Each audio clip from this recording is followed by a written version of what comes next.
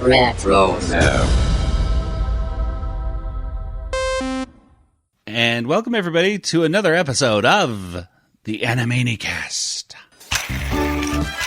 Your bell bottoms are so cool. Thanks, they're from the 70s. Vintage? Bummer. I would love to have a pair. Ah, yes, but it is so sad you never will. I know she likes us, but it really doesn't sound like she likes us.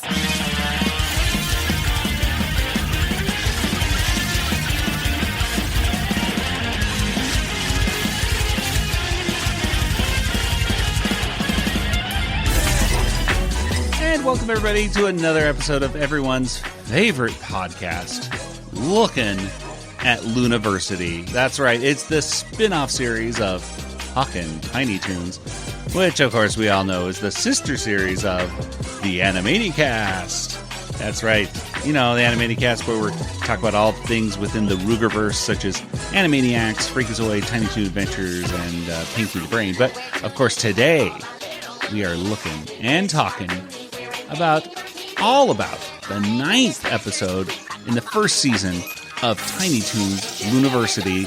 That's right, we're going to be revisiting our favorite jokes and the cultural references, and in the end we're going to give this episode a water tower rating. I am Joey, and joining me are my co-hosts. There's my brother Nathan. You had me at You Can't Clone Me. And across the country in Georgia, there's Kelly. It's Attack of the Clones. Ooh. Begun the Clone Wars have. Yes, we are talking about episode 9, the Tears of a Clone. Tears of a Clone. I'm surprised that isn't an actually episode of, like a title of an episode of Clone Wars cartoon show, because that would have been a very good one. There's some dramatic moments in that series. Could have worked. But yes, this is an episode where we're getting through this first season slowly but surely.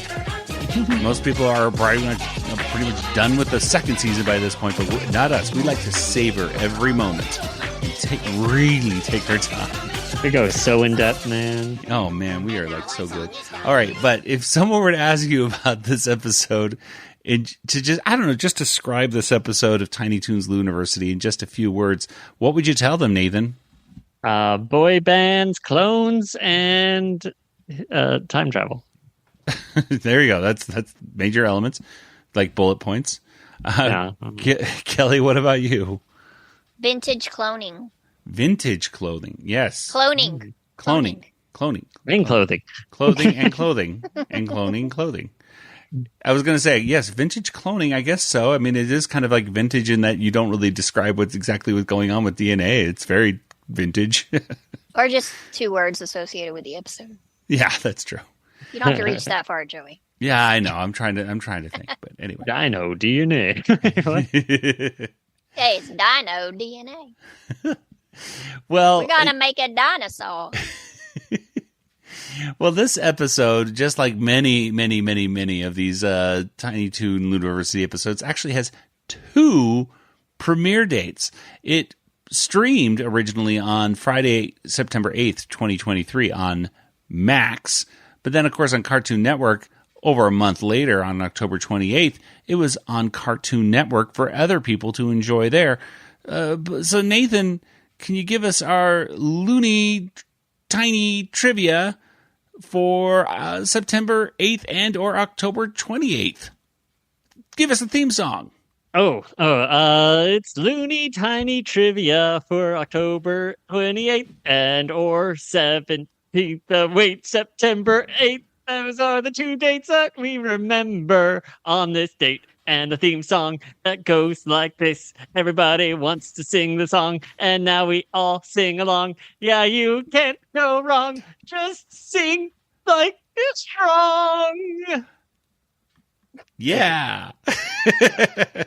I'm just picturing a bunch of people singing along to that, and I was just like, oh, this is going to... That would be very amazing. Nathan, what kind of loony tiny trivia do we have for today? So in honor of the episode, got some specifics for September 8th. And since this is a fashion-centric episode, And there's boy bands. Here's some of that. September 8th is Fashion Week in New York. Like every year since like the 1950s. It's September 8th always lands on it, I think. Oh, wow. Probably around that time. It's around that time, usually like 6th through 11th. So, yeah.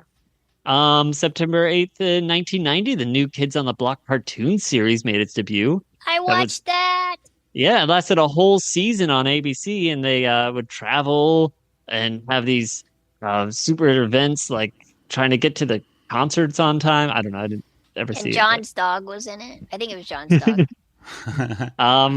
And finally, in boy band news, Lance Bass of NSYNC hosted Finding Prince Charming in 2016. That was on the Logo Network. It was the first all-gay dating show. Yeah, October 28th. Some random birthdays. These are just random facts for October 28th. Bill Gates, Julia Roberts, Matt Smith, and Joaquin Phoenix were all born on that day. And also some instant classics and movies. We had like Legend of Zorro and B-Movie. So really good stuff. B-Movie. Boy. I was critically acclaimed. Yeah. So. I was actually going through an educational, being a teacher, you get like access to like these educational catalogs where it's like overstock of just stuff. So it's really cheap. You know what I mean? Which really was nice for one of my co-teachers where I was looking at this catalog and it was a bunch of Muppets like stuff for labor. Yeah. She freaked out. She was like, I want all of it. So I got a bunch of it for really cheap. But then I was looking a little more and they had a little table topper for a birthday party and it was from B-Movie. It's just like, wow. Finally. I know. It was just, and I was like, do they have anything else? No, just this little thing of the Jerry Seinfeld. For it. Just this little thing of the Jerry Seinfeld bee driving a car with, I don't know. I've never watched B-Movie. But yeah, if I wanted to make a little table topper for it, I'm set. I know where to go.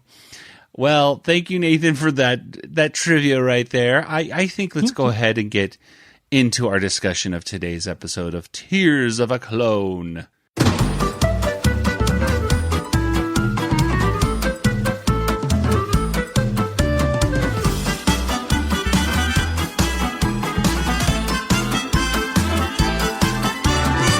So Tears of a Clone was written by Joan Ford. It had a storyboard by Rose Fuddock, Felicia Fuentes, and Megan Lands. It was directed by Megan Fisher, and Snipple did the animation on this cartoon. And, well, Kelly, why don't you tell us what happens at the beginning of this cartoon of Tears of a Clone? Okay. So Buster is hanging out in the Lou Brew, listening to Bunnies to Rabbits, which I can only assume is a play on Boys to Men. He has 2 tickets to the concert and he's really excited, but he's trying to find somebody to go with. So Babs is meeting with Sweetie to go get ice cream, and Fifi can't go or won't go because 2 of the members are her exes. And nobody really wants to go with them. So he's trying to find somebody else that will.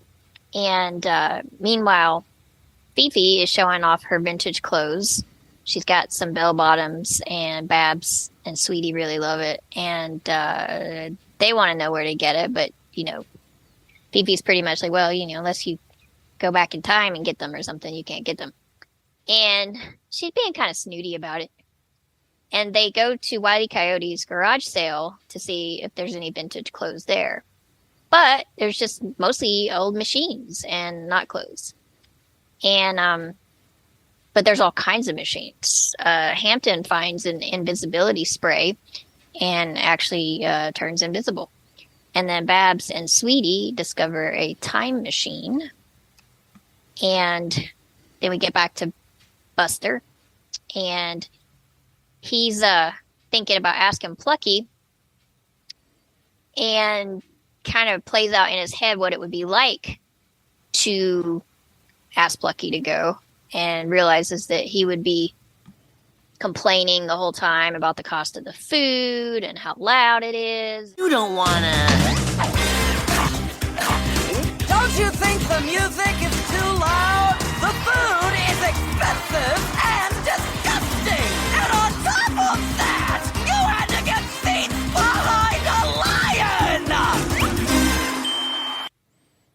but he'd also asked Dizzy. Dizzy prefers classical music, and then he was asking Sneezer, and then Sneezer gave out like this really gross sneeze, and Buster put on some like PPE to prepare for it. Yeah, that was our first. I wrote down in my notes when Sneezer put snot. Usually it's like a chew and blow somebody away with your. It's cute. It was cute. This was our first. I put first gross out moment. Did not like. Yeah, it was snot everywhere, and I was just like, yeah, it was pretty gross. And he did ask Wile E if he wanted to go, and Wile E held up a sign that said he prefers thrash metal. So, like I said, Buster was kind of envisioning what it was going to be like with going with Plucky, and decided against it because it just would not be fun. And so he, is thinking maybe Coyote could invent him a friend or something so that he could go. And he gets a clone machine from the yard sale. All right.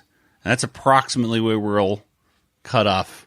What could possibly go wrong? Nothing. Nothing has ever gone wrong with time travel or cloning in any kind of movie or cartoon I've ever seen. I'm sure these characters will be perfectly fine. Well, there's some references in here. I mean, yeah, like Kelly just mentioned, you get the bunnies to rabbits, the boys to men. Nathan put a hip and timely reference into the notes. Oh, yeah. Hey, I liked it. In fact, I say more old time references. Yeah, you can do. Yeah, anytime they try to do recent ones, it's going to already be 3 years old or something. So might as well do one that's like Tiny 20 Toons years was old. doing references to the the 30s and 40s and stuff. I was just watching an episode, and I rewatched Hollywood Plucky today, and Plucky dresses up as Groucho Marx for a few seconds. And, it is better to pick something that is going to last the time instead of trying to pick something that's like in the zeitgeist at the moment. Absolutely, just some random TikTok person. Yeah, or like let's talk about this band that's popular right now, but like. Or you never know the way that celebrities are these days. It's like, what are they going to do that's going to be so offensive? Yeah, now they're canceled, and now we have this cartoon that kind of essentially reminds us and possibly even celebrates them. I don't think they ever say bunnies to rabbits, so maybe they kind of left it so they could always change if something did happen. Well, no, one of those I know one of those members of Boys to Men was involved in some sort of weird bigamy situation, I think, or some crazy thing. Anyway, but I don't think he's been with the group for a while. He was, anyway. But I think they do. I think they mention bunnies to rabbits, don't they? I know they show the tickets a lot, but they never say they show the tickets words. A lot. No, they just always say the band. I dated two of those members of that band. Oh, interesting. They keep saying like that band, or that you don't band. like so boy bands. It's almost like they may not have decided on the name during the script, but when the I'm thinking animation was being done, they put it. They in. knew it was a band of rabbits because he says that. Yeah, like maybe it was going to be. I've seen the episode way too many times. Right. What was good? Like maybe it was going to be like the K-pop. What's that? The K-pop boy band. Forgetting their name. BTS. BTS. Like maybe BTS. Like maybe they could have done a bunny that starts with a B. That could have been a bunny themed thing. Yeah. So we'll see. Anyway. They probably did that in case they wanted to do a different. Yeah. Right. Since they don't have to re-record or anything. That band. Well, let's see. Wile E. Coyote's cloning machine first appeared in Space Jam: A New Legacy. Although it looks completely different. Yeah, so I don't know if it's actually the same thing. Well, he's cloned things though. And also, oh boy, Space Jam: A New Legacy. I remember when that was coming out and was like and seeing it like when it dropped, because at the time people were like the Warner Brothers, and I knew they're in it, and I knew I could just feel like they're gonna be in the background, not even see like. I just was like, this is, people were building it up that they're going to be talking and they're going to be with them. And No, well, of course they were just in the background, and in fact, Yeah. everything was just in the background. The whole movie is it's the most frustrating movie in the world in that it's like there's a bunch of stuff going on, but you're constantly distracted by the overacting extras in the background, just waving their hands to nonsense. It's just nothing's going on. It's so Like bad costumes, the ones that were like Ugh. supposed to be Voldemort or something. Like what? or like It's the like Danny showing off- DeVito penguin and. Yeah, showing off all their IP. Look at our IP. You know that if they did that movie, these like now Warner Brothers would have absolutely pushed to have like AI character, like more, because then they would have been like quote unquote more realistic or something like that, which would have been horrible. But also, I'd been interested to see that kind of like open up like a whole other moral dilemma, all based upon Space Jam. Yeah. Well, so they kind of did that with the Flash movie. If you saw that one. That's right. Yeah, They did, with like- Christopher they're like- Reeve and everybody. They made everyone kind of look bad when you're looking through time travel, so that when people look bad, you're like, oh, it's because of time travel that everyone looks right. bad. Everyone's blurry because of time travel. Yeah, I don't know. Is that movie worth seeing? I know it was on. I would say probably not. Yeah, That's what I heard. watched it on the plane, yeah. and it was like fine for watching on the plane, but like, Even Michael Keaton Batman, I don't know, can get me into that movie. Yeah. Well, and of course the Flash. The actor. yeah, right he had his there, own issues. Yeah, so I'm like, They had many issues. it's not a great movie. There are worse movies, Okay, By well that's DC, a true statement. you know. Anything that you see, chances are there's something probably worse out there. So Yeah, so could be worse. Could be worse. This I missed though, Nathan. That the Foghorn Leghorn had the little blaster that he had, the ice blaster, I should say. Had I say on. That's according to the captions. No, I- never mind. I'm misreading this. So I missed this because you're saying on the captions, instead of I say, he's frozen and says ice dash say. I got you. Yeah.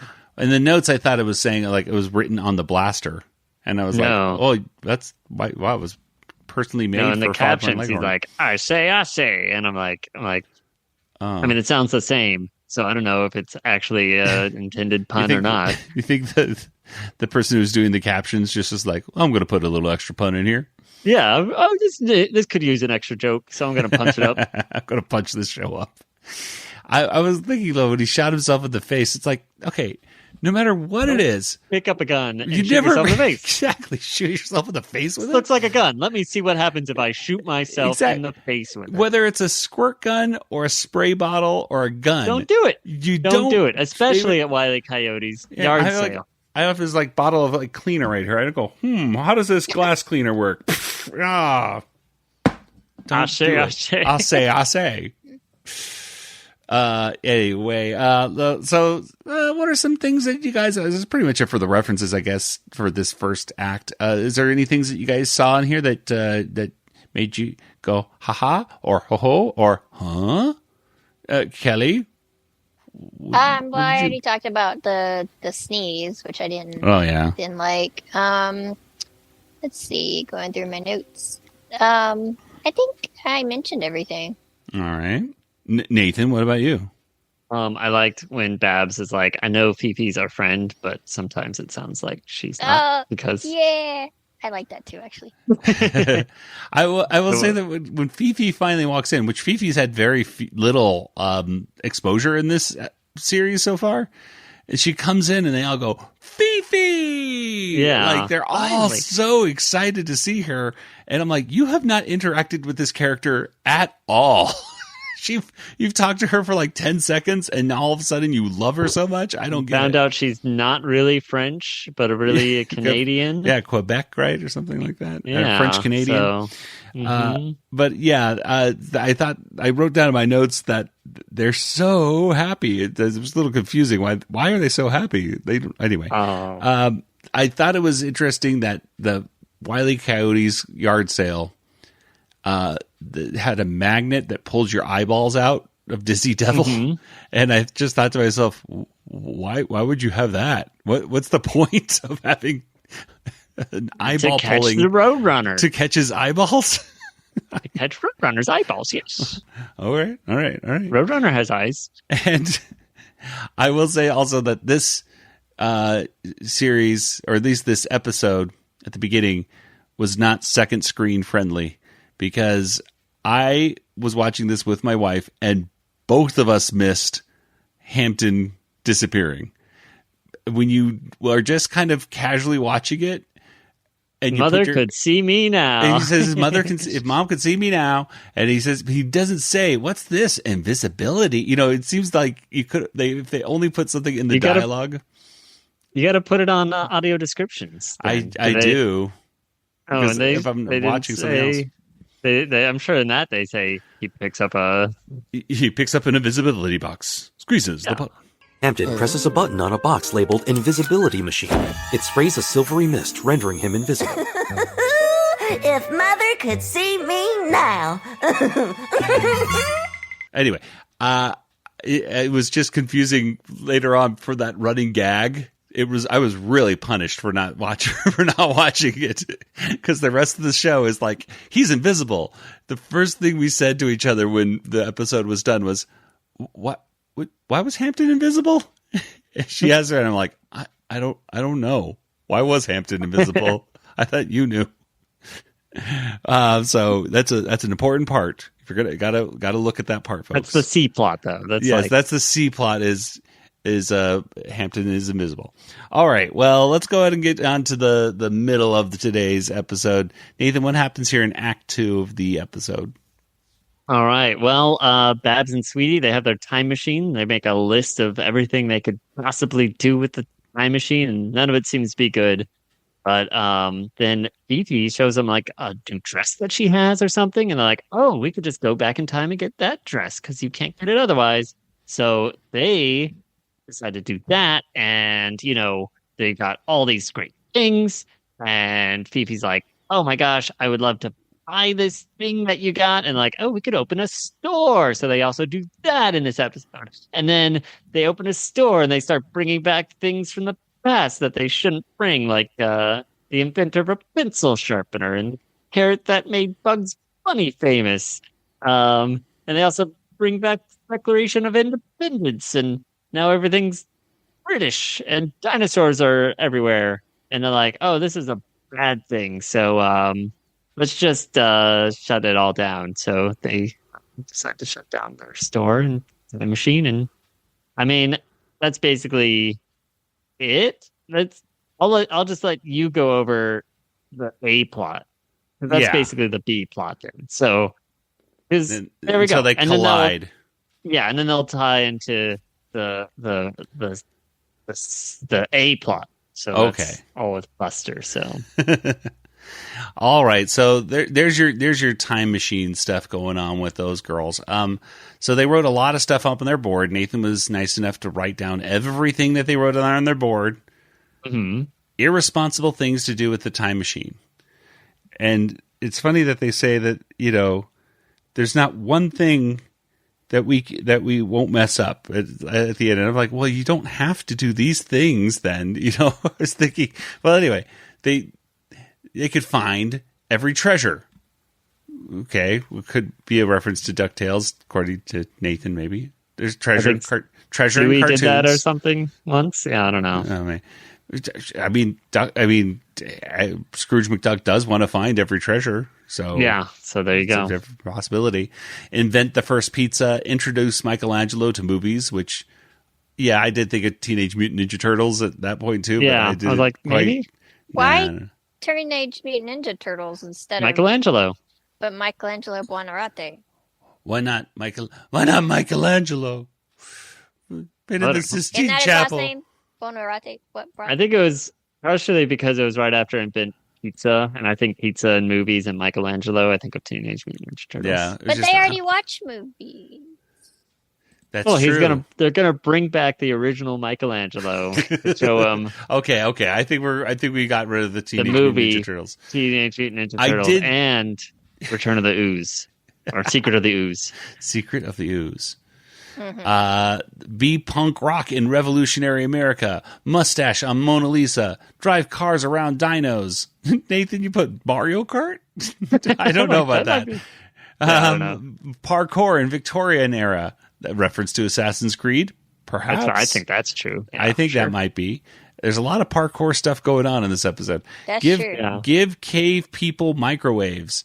Meet your younger parents. Yeah, that's definitely a Back to the Future kind of thing going on. Kick Napoleon off the horse. Toothbrushes in Middle Ages. That would probably save a lot of lives. Bring Joan of Arc. I didn't get this. Bring Joan of Arc a bucket. Because she was burned at the to stake. death. Oh, But yeah. she It's needed kind a of a bucket dark- with water. Yeah, a bucket of water. That's what I was thinking. It was like, what, for what? So she could stand on a bucket? Well, I don't know what she's doing with a While they bucket. burn her. Yeah. Okay, adopt a woolly mammoth. Nathan, he put down that came out like a yellow zoot suit, like in The Mask. I was well, again, I think it's just a reference to the time period more than It made me I think know. more like Dick Tracy. there's that a could be Dick too. there's a Dick Tracy comic book coming out that's like gritty Dick Tracy that's really? coming out. It looked kind of cool. I saw like a little bit of it. It keeps popping up on my Facebook feed.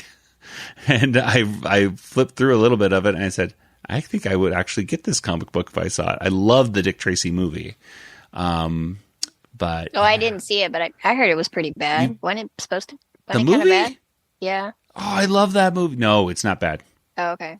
No matter what you might hear. I love that movie. love that movie. Okay. French mathematician Bernard Lassimion. What, Nathan? What is this about? What did you write down He here? applied for the world's first patent on a pencil sharpener in 1828, and they the inventor of the pencil sharpener. Was and he you're like, from who's- Limoges? Oh, though? so Is that you why actually wrote found out who Limoges? the real? Yeah, this is an actual thing. They talk about the inventor of the pencil sharpener. They never say who it is. They're like, oh, I was just about to invent the pencil sharpener. I was like, A I'm gonna little look that up. pigeon. Who is that? Well, they for all freaking out about, taking people back in time and accidentally doing stuff, it looks like they almost deliberately took Abraham Lincoln back for a second to take his hat away. He was not happy about it. No, it's like that's your irresponsible thing that you just did right there. You're messing around with Abraham Lincoln. You don't know what he needed to do back then or whatever. Right, for the theater. Yeah. Trying to watch a play. Don't worry, we'll bring you back after the theater. Well, a Pencil Reaper is like a Mad Max kind of stuff going on. Yep, definitely a Mad Max thing. And I missed Arnold the Pitbull. I didn't Yeah, see he's- him either. I don't He's think. waiting in line to buy stuff at the thrift shop or whatever at their Oh, that's right. He's in the vintage crowd. shop. Yeah, he's in the crowd, but he also is missing his tail on some of his shots. So that's Oh. probably why you didn't see him, because you're like, that's not Arnold. He doesn't have a tail. Yeah, that must be his brother. Well, and then it does mention Bugs. We got this carrot from 1940, and and from Bugs's first cartoon, right? It was from. They said they Yeah. said they were from the 40s. I think It was. Yeah, they said from the 40s we went and got these things. I was like, was Bugs first thing in the 40s? And it's like, yeah, it was. And it was 1940, a wild hair, and so that made me go down another rabbit hole. When I never thought about this, but it says, our teachers have been getting laughs since 1933, right? And I was like, well, if Bugs has not been getting laughs since 1933, was it Porky? No, Porky was after 1933, and it turns out it was 1933 was like a big year for Looney Tunes, Merry Melodies. I'm not exactly. I think it might have been Merry Melodies back then, but anyway, big year for them because Bosco and Honey, the creator of that series or whatever, took those characters to a different studio. I think Universal or something like that, but they had to start new characters. So you know who they came up with? Buddy. Good old Buddy. In 1933. Was he the one that was evil and tried to kill the Animaniacs? Yeah, Buddy guy. Oh, those Those were the happiest days of my life. I didn't think we needed Buddy anymore. It was hard, but I had to fire him. The owners fought for him, though. They liked hitting him with their mallets. But still, it was time for him to go. I'm now a nut farmer in Ojai. I'm very happy. So that was interesting to see him. But shouldn't Buddy be in the Looniversity somewhere doing something? If they He's say evil. We don't like him. Oh yeah, well, in this alternate universe of Looniversity, though, it seems they could make him like the custodian or something like that. Something. Oh well, that I just thought that was interesting to see Buddy pop up. I thought it was weird that I was like, oh, was Yosemite Sam in that cartoon with Bugs Bunny? Like, because he's now the main character. It was Elmer Fudd, which is still even with all the time shenanigans, he still does not exist. He's dead. I really hope for just the sake of just our sake that Elmer Fudd never shows up in Tiny Toons Looniversity. That because we see him every episode, and yet we never see him. So it's just very curious to see them never show up. They see that darn There's a whole statue. hall named after him. Yeah, exactly. So it's see that statue every episode, but we never see him. I still think it could be a whole thing where he's the only evil person that's still evil or something like that too. So they're doing the Clockwork Orange deprogramming. Yeah, exactly. Mm-hmm. Okay, good. Listen to our previous episodes for all of our crazy theories of Tiny Toon Looniversity. Well, let's go ahead and get to the third act. So this is sort of the third act. We're also going to go to the beginning. Anyway, but the other plot. Buster got a cloning machine. He got this cloning machine. So he decides to make a clone of himself. And he does this because, of course, like Kelly was saying, Plucky doesn't want to hang out with him. Or he doesn't want to I should reverse he doesn't want to hang out with Plucky, right? Mm. Yeah. So he goes ahead and clones his himself, and he has a clone that looks basically just like him, except his hair is better, and the jacket has like a zipper. His jacket also has a little timer on the back that is 24 hours to do stuff with him, and then he has to be decloned. So they go see the boy band, which, speaking of clones, that boy band just looked like a clone. I thought those were clones of Buster. Those just looked like, they just saw them for a second, but they looked like yellow, red, and orange Buster bunnies to me when I saw them. I was like, what is going on here? Too many clones. Mm-hmm. Well, Buster's clone do a lot of other fun stuff, and right into the moment where they have to be decloned, and Buster just says, he can't do it. He can't do it. He decides not to declone him, and then the clone says, we're going to be together forever and ever, and then the timer runs out. I can't declone you. You complete me. You had me at I can't declone you. Let's have fun forever. And ever. And ever. And ever. And Buster's clone turns evil. Not only does he turn evil, but his appearance changes too. It's like hair gets all kind of crazy, the teeth split apart and get all fang-like. And boots? Yes, he gets boots out of nowhere and steps out on a spider for no reason. Why? Mm-hmm. And she starts going crazy and doing stuff. To me, it was definitely kind of like a Gremlins feel to it, where it's like you look like kind of I guess if you were going to think like instead of a Mogwai, he was definitely more of a gremlin like Spike or something like that. He's going to go cause havoc and ruin Buster's reputation. So Buster tries to stop the clone, and he goes to Lou Brew, and Dizzy's been hit with multiple cupcakes, and is very upset that food fighting is not fun anymore. And well, Plucky agrees to help him eventually because it involves, I guess, hurting Buster somewhat. Mm-hmm. A Buster version of him. Yeah. My evil clone is on the loose, and I need to catch him and destroy him. Why didn't you say so? You had me at catch a Buster clone and destroy him. Huh. Your natural dislike of parts of my personality is actually really useful in this situation. Glad to be of service. They go ahead and just right then, Clone Buster shows up with a jackhammer they had already shown, Buster and his clone had already done some jack coring, right? Jack coring. They knew how to do all these special moves together. It was a bonding moment. Well, now Plucky just happens to be a great jack corer himself. They all go over and they chase the clone down. I should mention that the clone destroys the cloning machine with that jackhammer. So that's why they're chasing him. Yeah, so down. they can't declone him. Yeah. Now. What are they He's going like, to do? there'll never be a decloning. So they use the ultimate move, the jackhammer javelin. And, the clone says, oh no, it's the move. And they knock the clone into the air. And this is where we go back. Meanwhile, Babs and Sweetie, they've, like Nathan mentioned, they shut down their shop. They're returning all the stuff back in time, and they just have one more thing, and they're going to implode the whole store with the time machine in it. And out of nowhere, this clone Buster comes out of nowhere, and Babs sees this clone and gets really upset, thinking that Buster has been killed. And then she turns around and emerging from the shadows, nope, it's Buster's fine. That was just his clone. And also, Hampton appears, but has no pants on.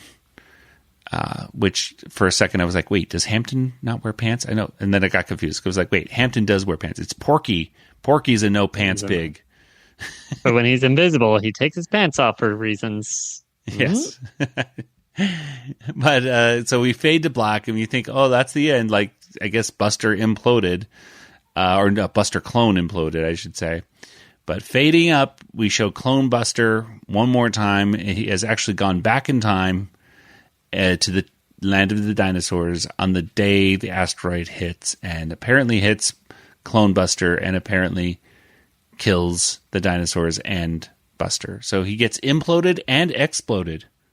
Nice. What a way to go. Well, there's your third act. Let's see. Let's look at some trivia here Nathan wrote down. Jackcore is like parkour. Mm-hmm. Very good, Nathan. The cloning machine works like a Build-A-Bear machine. What? I thought so. No, it's funny because I wrote the same thing. Yeah. How does it like a Build-A-Bear? I wrote it's like Build-A-Bear.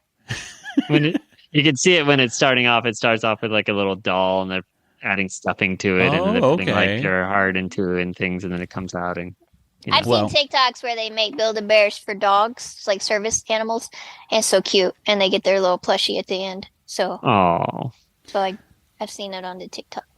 That Build-A-Bear, every now and then they make these like Doctor Who bears, and it makes me think about maybe getting one there. I have the Yoda one, but that you don't go and get it built. I just bought it. The last one I got was a Han Solo and Princess Leia. I got many, many years ago over in Build-A-Bear. And anyway, I actually did find a couple other references, Nathan. Like, did you know that the book, it was called Sir Clones-A-Lot? Yeah, like Sir Mix-A-Lot. So okay. That's a thing. And the they have a Jerry Maguire reference. Oh, I did write that too. Yeah, you complete me, and it goes, "Oh, you had me, and I can't declone you." Oh, I get it. Yeah, yeah. And I kind of actually saw. I think this is just a coincidence.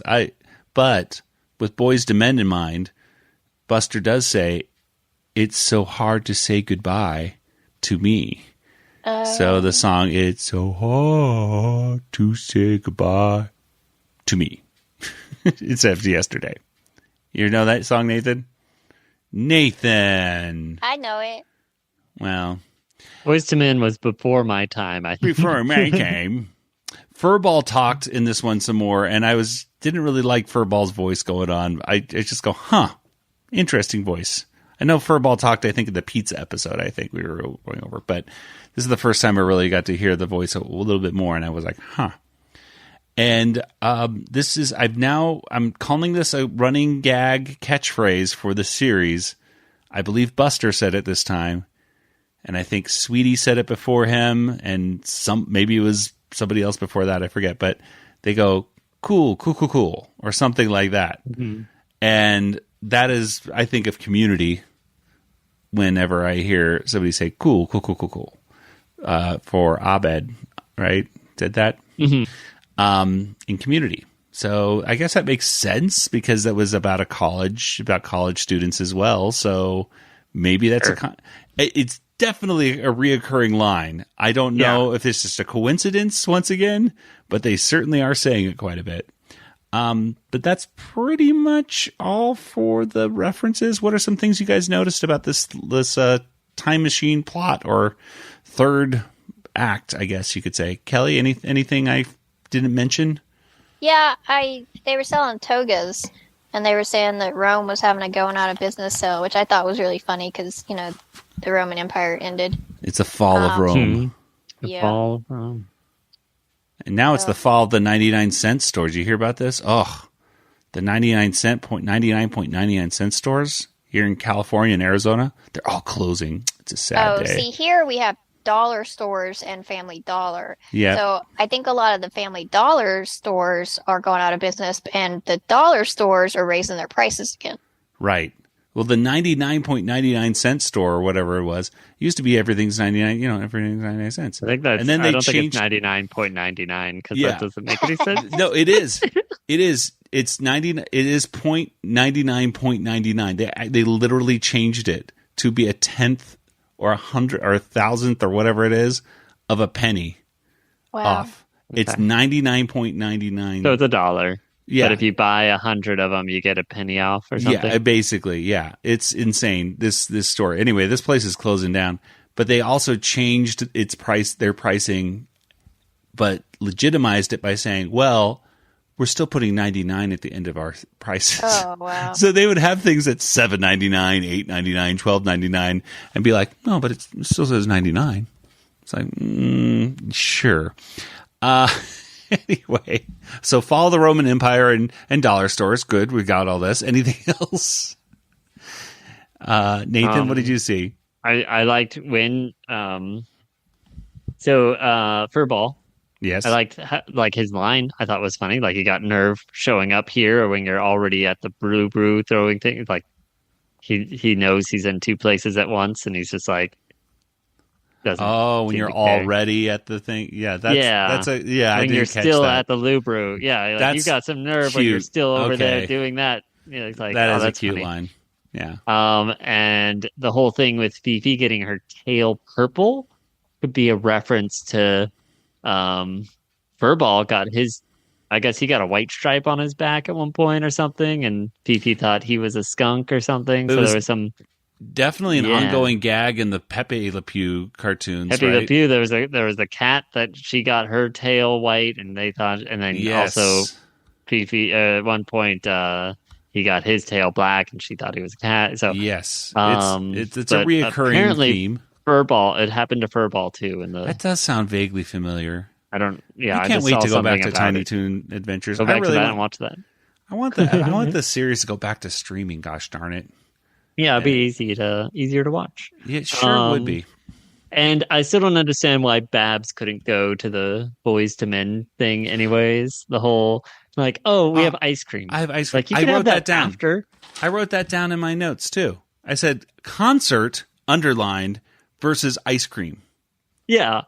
I'm sorry. I'm going to the concert. concert. You had a lot of people help you bring the ice cream up. You can have that tomorrow night. You can have that after the concert. Right. It's not that hard. Add both together. I agree. Yeah. The idea of I got to cancel because... Oh, sorry. It's like, well, you can also tell Sweetie that you have to cancel your plans. I'm sorry, Sweetie. I have a concert. I didn't know. Yeah. What kind of a friend is Sweetie? You just say that's right. You have to be with me to eat ice cream instead of going... if one of my friends said, oh my gosh, I forgot I have a concert tonight. Can we postpone our eating ice cream party? I'd be like, sure.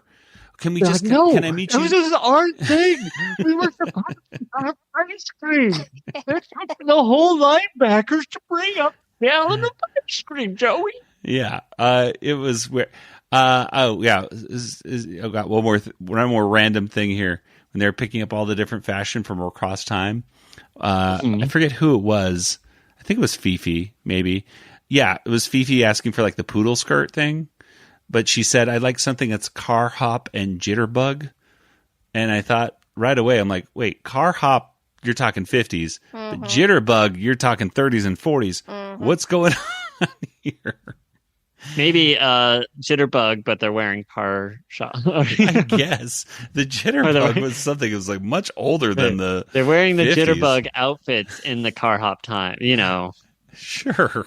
I think you can do that. Any kid in the 50s doing the jitterbug, I think would have been like, no, they don't do that. I watch enough bad movies from the 50s on Mystery Science Theater. I didn't see one of them doing the jitterbug.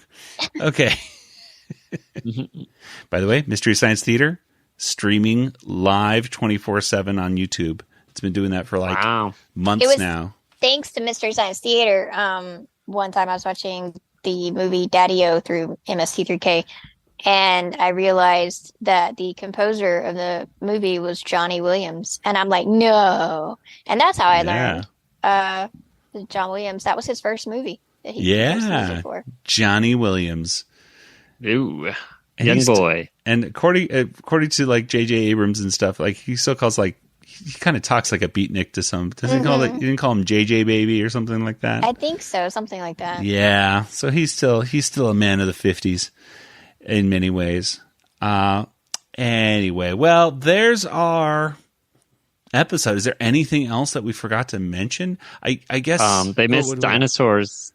Jurassic Park sounds they could have done so many times. Like when Buster sees some brontosauruses, they could have done some sort of Jurassic Park, like take off your glasses and do a double take. Man, that would have been so. I good. agree. They could have put some easy, fun cultural references in there with dinosaurs. I did think that this was perhaps the most. I've never seen time travel done like this episode did, where people were almost aware of the time traveling changes happening. You know what I mean? Like. It was like you would see Buster and Bugs and Yosemite trade places, and their personality would change with it, and then the current version would go, yeah, that's right. Now it's back to normal. Kind of. That was it. It was weird. Yeah, it was definitely weird to see things like Hampton is still invisible, and even though there's a guy sharpening pencils with a Reaper thing, it was like Looper, but things are slow to change in certain cases where it's like if you're looking for time travel, I think Looper is probably the closest. I've never seen Looper. But... I've never. Oh, that's a good movie. That's a fun time travel. The one with Bruce movie. Willis and stuff in it, right? Mm-hmm. Okay, yeah, I've heard it's pretty good. When it comes to time travel. When you think about any time travel movie with all the paradoxes in it, when it makes it this confusing though, too easy. It's I don't know. It was odd. It was odd with that time travel element there. Okay, let's go ahead and get to our Water Tower rating.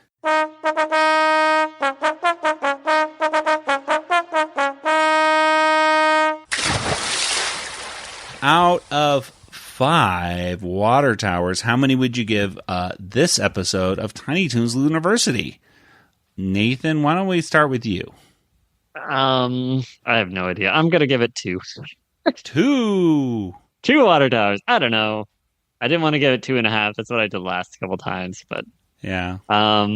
It's about as good as those ones. I don't know. There's nothing like. There was some funny-ish parts, and there was other parts where I was like, this could probably be cut down. So I don't know. It was an episode. It was an episode. Things happened. That's actually what I said after I watched it with my wife, is that I went, well, things happened in that one. And she goes, yeah, that you could definitely say that things did happen. Kelly, what about you? So yeah, I'm going to go with like a 4. A 4? Because I enjoyed it more than a lot of them. And I think I'd tend to go with 3. Yeah. I felt more engaged with the episode. I thought it was interesting. I was kind of curious to see how they were going to wrap it all up, because after they destroyed the the cloning machine, I was like, how is this going to get resolved? So I thought it was pretty interesting, and all the different time travel things that they did and how it changed the current time continuum or whatever. So I liked it. Yeah, I like this a lot more than the other ones too. I still think the first episode of the season is probably the best. I think we give you that 4 as well, all across the board. Maybe no. What did we give? We gave it 3. Well, I'm giving this one 3 as well. Oh wait, no, the first one was 4. Okay, First one, okay. First one, yeah, we all gave 4. It was the second one we all gave 3. Okay, well, I'm giving this one a 3 as well. I really think that this one was. It wasn't. There were some amusing parts, but like I said, stuff happened and it was moving across. And it's not often you see like a cartoon where it's 2 different machines at the same time and then trying to tie them together. Was it as funny as it could have been? Nope. But did stuff happen? Yes. And it kept my attention for the most part. I did have to watch it a few times. I missed Hampton the first time. So other than that, you didn't see him over that. Yeah, I didn't see Hampton. I only saw Hampton just a little bit in this episode. He's agoraphobic, so that's he is. He was very happy to be agoraphobic or be invisible. It was a perfect plan for an agoraphobic person. It's just get invisibility stuff, right? Mm-hmm. I guess. Well, I guess that just does it for this episode. Let's go ahead and get to some contact information. Kelly, where can people find you online? Threads, I guess. Twitter, Yoda Princess, YODAPRNCSS. All right. Nathan, what about you? I'm on X, formerly known as Twitter, Django FT. That's me. You got to put the formerly known as Twitter in there. Well, I'm still calling it Twitter. And I called it Twitter. I'm going to be the old man. You know what? I don't think it's going to be around that long for me to sound like I'm an old man. No, calling like it Twitter. It's like we've been saying it's going to close down. If it hasn't died yet, I don't know if it will. Will it ever? Yeah, I don't know. I don't know. Well, pretty much every social media platform except for Truth Social, you'll find the Animaniacast on there. We're on Twitter. We're on Facebook and Instagram and on TikTok putting some stuff up there. Are we still on Mastodon or that one? Or, oh, gosh. Or Hive? Hive. I think I tried Hive for a moment. There's so many for a while. Yeah, and then could you imagine being in those companies that they're like, we're going to be around forever. And then the next week, no, we're not.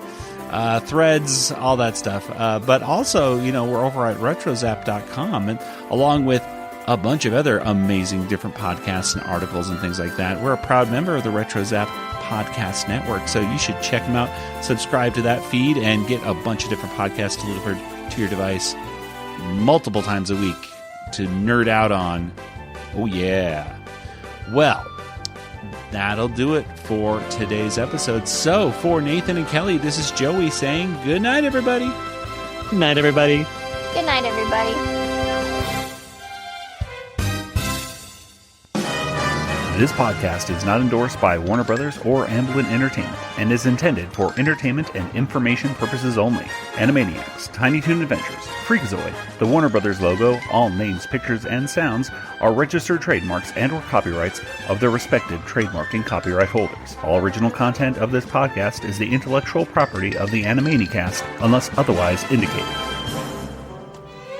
Weirdo.